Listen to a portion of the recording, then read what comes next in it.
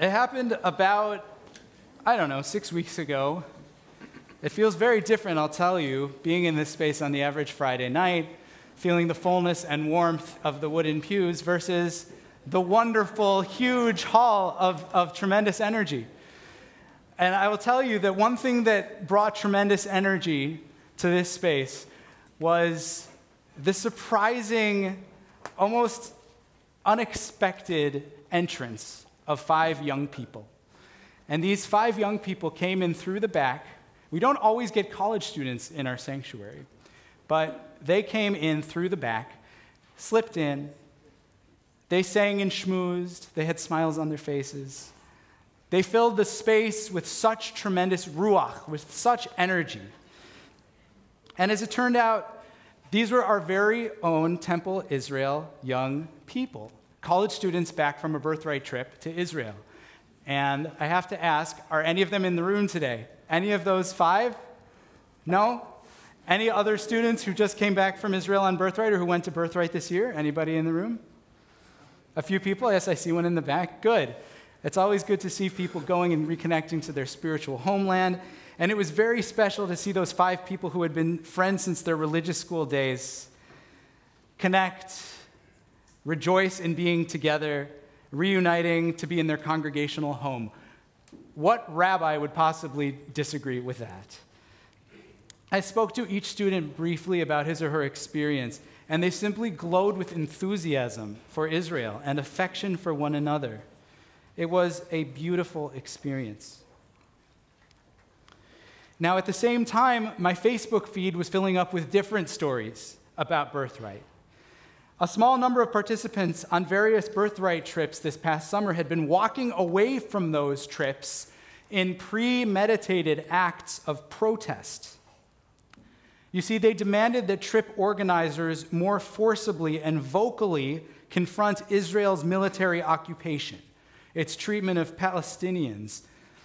Among other things, these young activists invited their fellow participants to visit a site not on their regular itinerary, to the ancient West Bank city of Hebron, or Hebron in Hebrew. Now, in Hebron, you can visit the graves of our ancestors Abraham, Isaac, Jacob, and Sarah, Rebekah, and Leah. It is a holy city for Muslims and for Christians, and it is considered the second holiest place in Judaism. When I first learned about all of this in college, it came as quite a shock to me. The second holiest place? Given the religious significance, shouldn't I have studied it in religious school? And by the way, I actually paid attention in religious school. Yet, I couldn't recall my teachers or my rabbis or any of our leadership ever mentioning it in my synagogue even once. If you visit Hebron, you will understand why.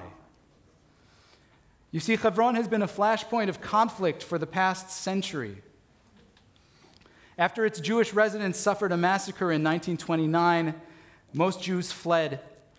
When Israel conquered the West Bank in 1967, however, Jewish settlers began to return, often clashing with the Palestinian residents who were living there. Then, in 1994, a Jewish terrorist opened fire on over 100 Muslims bowing in prayer. These days, 600 Israeli soldiers protect about 850 Jewish settlers living among 200,000 Palestinians. 600 Israeli soldiers, 850 Jewish settlers, 200,000 Palestinians. Now, when I visited Hebron a few years ago, it was even starker. There were far more soldiers than Jewish settlers living there. What in another life might have felt like a spiritual meeting place for pilgrims of many faiths felt tense and stifled. Its old town was a ghost town.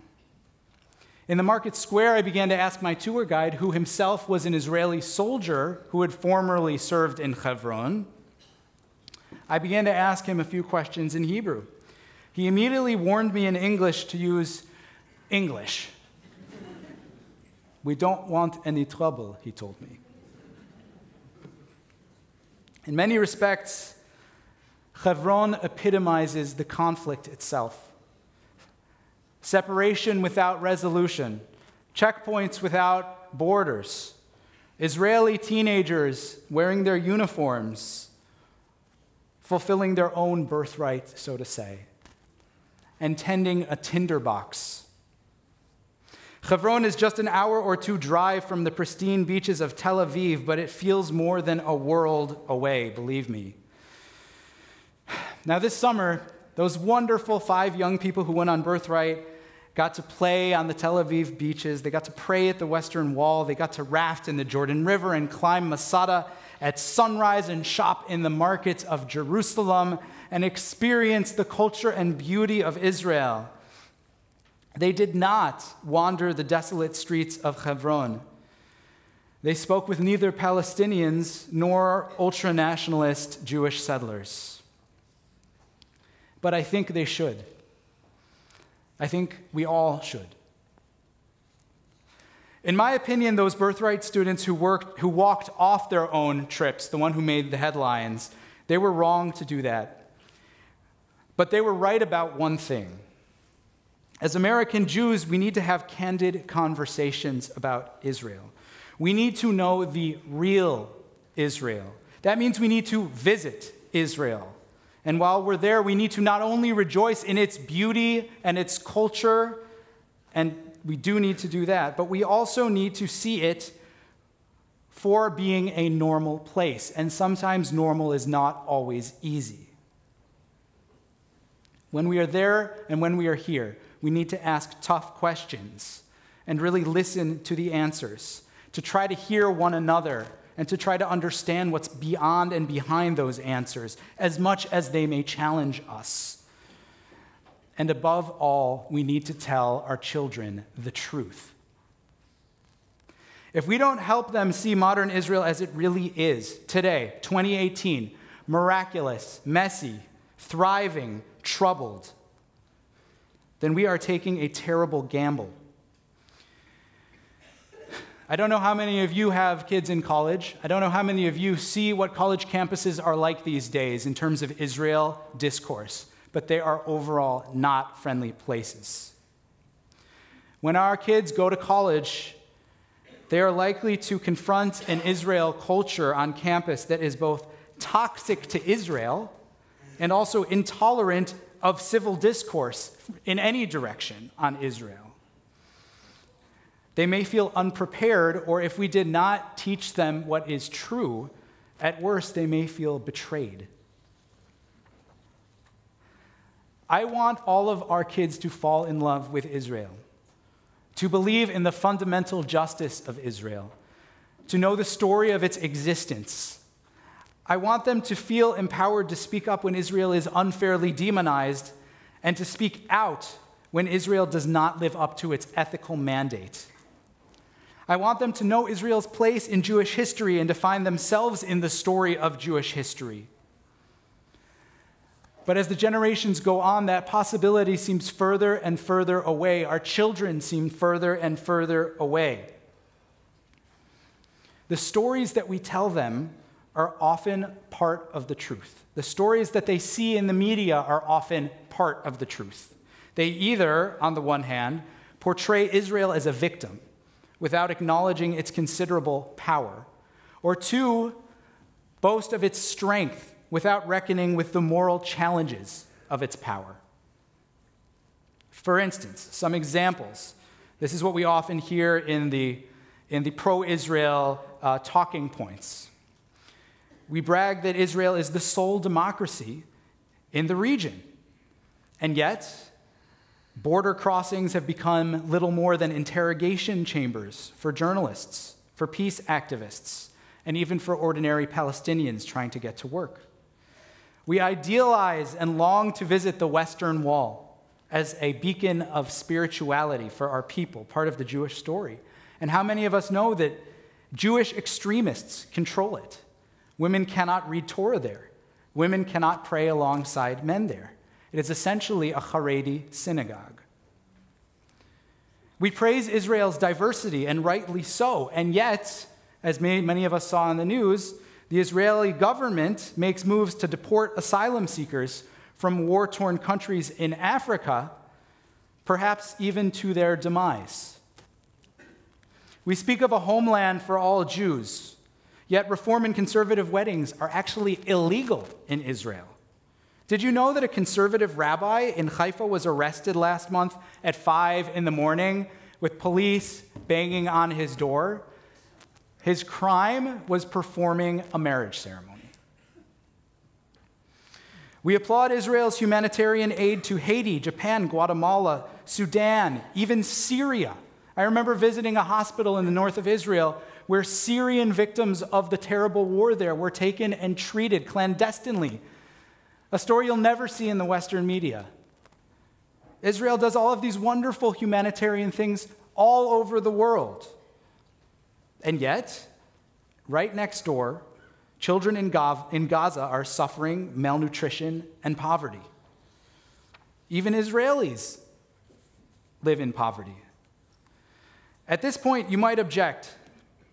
What you're speaking is just the situation of a modern nation state. Don't we have people living in poverty in this country?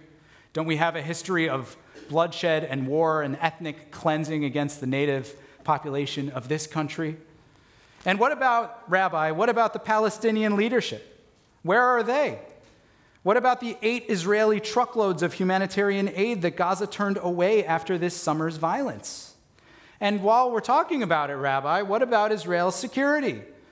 What about the despotic regimes next door? What about the Palestinian narrative of continuing violence? What about the failure to recognize Israel as a homeland for the Jews? What about the idea in Palestinian propaganda that Israel is a false invader and that the Jews need to be cleansed, pushing them all into the sea? What about all of that? And what can I say? But I understand. There is truth in all of these stories. There is a counterpoint for every point. And I would say that a loving conversation, an honest conversation, requires an openness to narratives that might make us uncomfortable. Real love, after all, is honest. It is not blind. Loving a country is not the same thing as loving its government. A country is much more than any given leader, than its current leader or even its history. Like America, Israel is great first and foremost because it is an idea. Liot am chofshi ba'artzeinu. This is what we sing in Hatikva. To be a free people in our land. To realize self-determination after centuries of exile, oppression, uncertainty, blood libels, pogroms, living at the margins of society. A home for all Jews and a Jewish home. Then, of course, there's the other side of the coin. The prophet Isaiah gave us the idea that Israel should be or legoyim, a light unto the nations. This is the Israel that gives us the cell phone, instant messaging, drip irrigation, a staggeringly, impressively disproportionate number of wins at the Eurovision contest, the greatest number of Nobel laureates proportionally, I believe, for any country in the world. And if this is the world, if this is the Israel that can accomplish so much, if this is the Israel that can lead the way in so many arenas, then cannot Israel also lead the way in humanitarian values, in democracy, in keeping with its founding mandate laid out in its Declaration of Independence? Now, no matter where you stand on Israel, my guess is that I've already said something that rankles you a little bit. I see some skeptical looks. I see some crossed arms. If I haven't done that at least once for everyone in this room, then I'm not doing my job.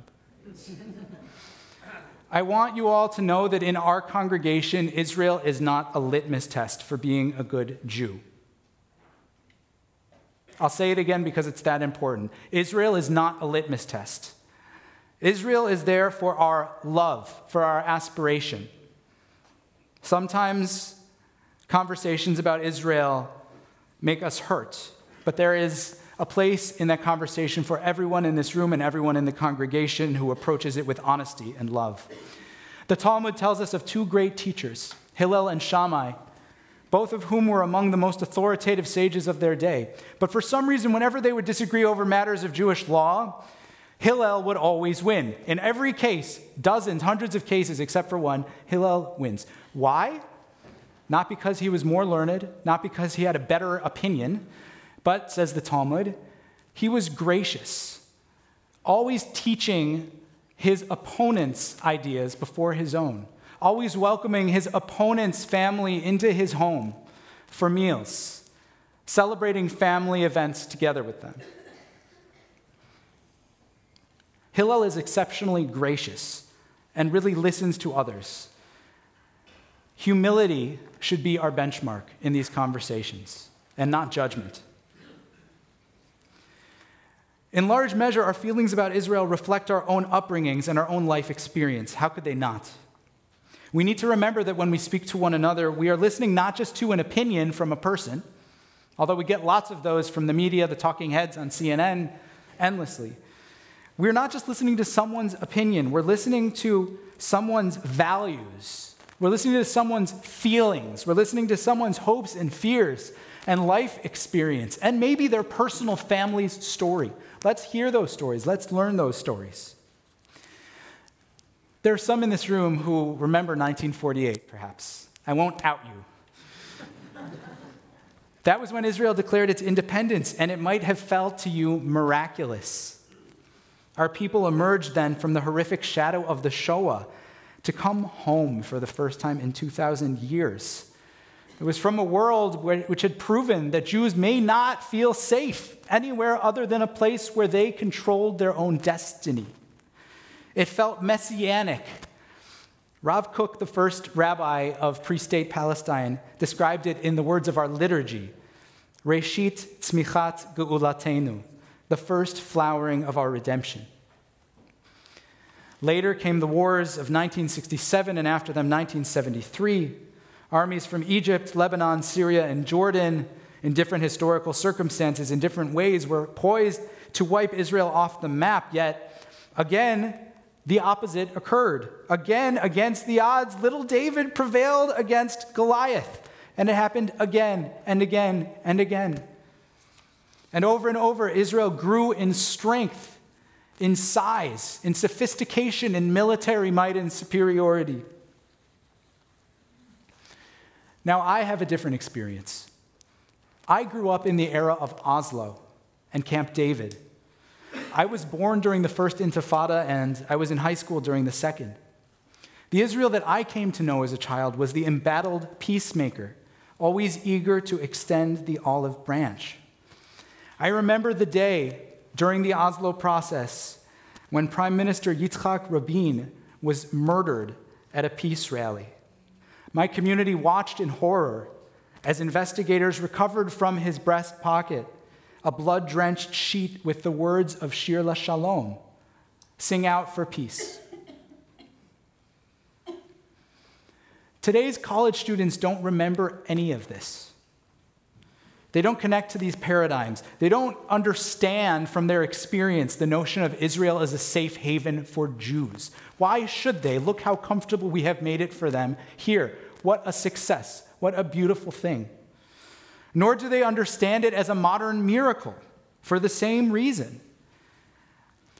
They also haven't seen Israel the peacemaker.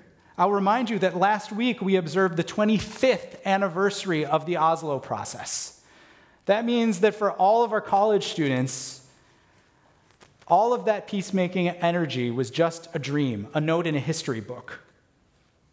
They don't remember Oslo, Camp David, the Clinton plan, the Olmert plans, as Israel again and again and again stretched to offer peace.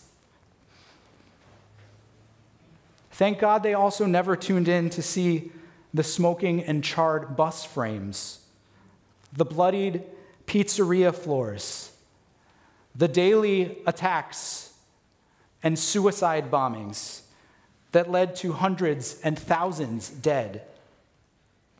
They cannot understand from their own experience what it's like to live in a country where everyone knows someone who has died in combat, and not someone's great-great-great-grandfather, but someone's brother, someone's father, someone's uncle, someone's best friend who died defending their homeland.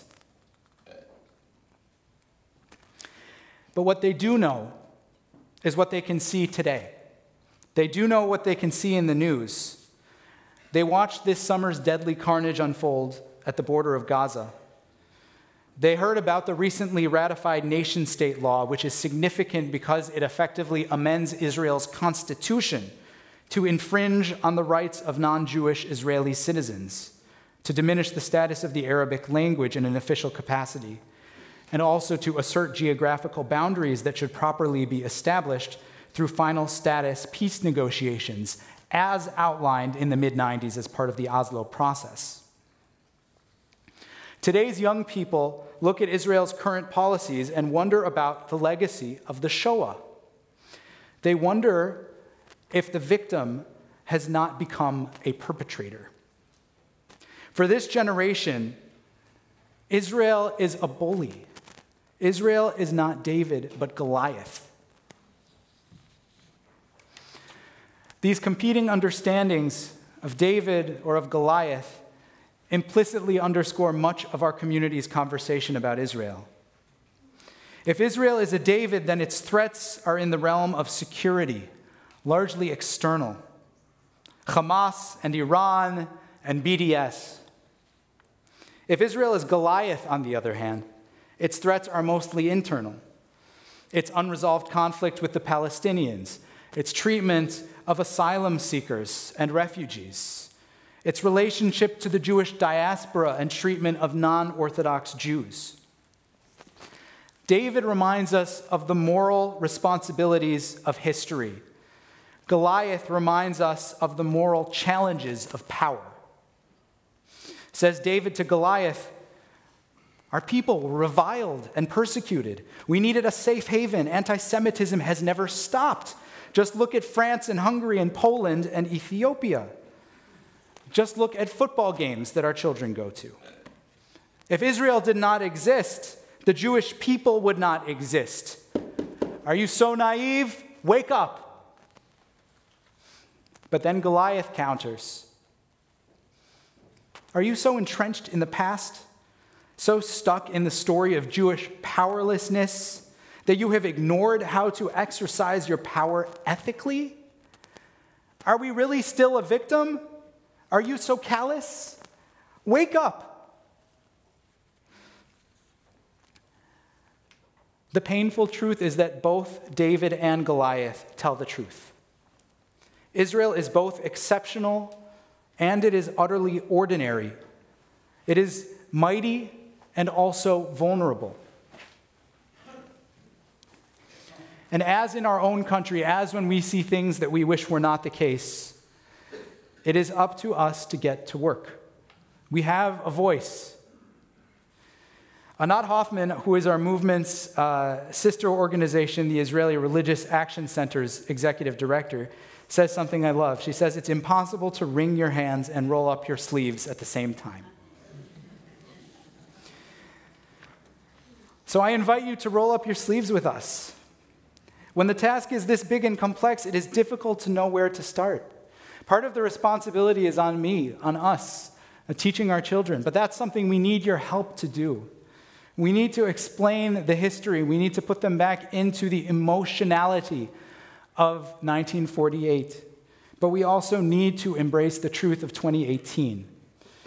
I invite you all to a conversation on October 14th with Mickey Gitzen, who is the executive director of the New Israel Fund, a very impactful organization doing work on the ground in Israel, and a partner with our sister organizations.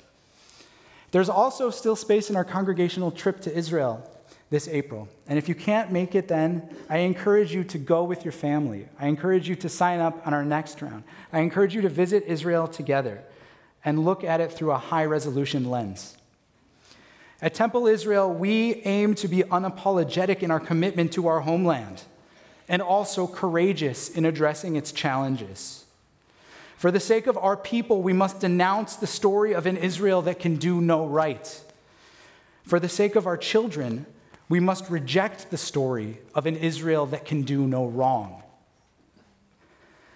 I think back to that Shabbat service earlier this summer, and to our birthright students' smiling faces. For every 5 of our young people who find points of connection and pride in Israel, how many feel no connection at all? How many feel only estrangement and distance? How many turn their back because they felt lied to? Our children need to hear the story of the miracle. They need to see that Israel is a real place, complete with the dilemmas of modern statehood. They need to know our love and commitment are real. And most of all, they need to see our honesty. For me, that is what true love looks like. Shana Tova.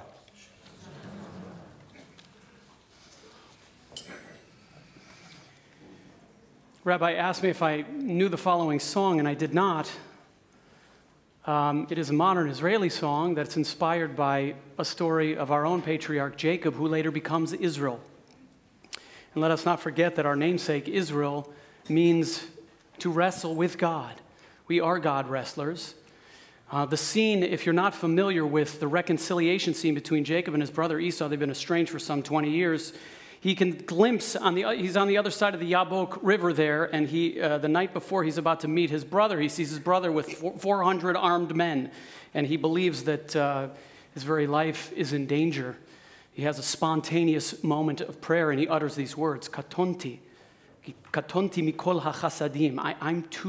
I'm not worthy of the kindnesses that you, God, have given me. I am too small, if you will, for the truth. He further says that I have become 2 camps. I crossed this river with my staff, and I have become 2 camps. Jacob, Esau, the brothers. Of course, Jacob is divided in himself. Jacob, Israel, the God wrestler. He eventually says, Hatzilenina, save me, God. Save me from my brother. Save us from ourselves.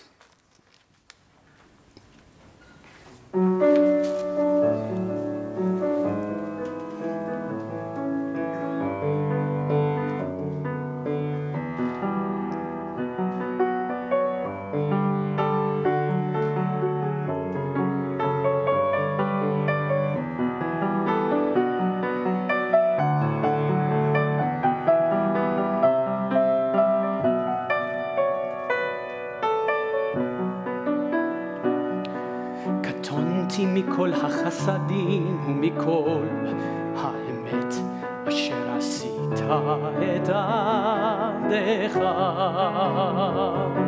קטונתי מכל החסדים ומכל האמת אשר עשית את עבדך. קטונתי מכל החסדים ומכל האמת אשר עשית את עבדך. קטונתי מכל החסדים ומכל האמת אשר עשית את עבדך. כי במקלי עברתי את הירדן, אתה הייתי לשני מחנות. הצילני נא, הצילני נא, הצילני נא. כי במקלי עברתי את הירדן, אתה הייתי לשני מחנות. הצילני נא, הצילני נא, הצילני נא.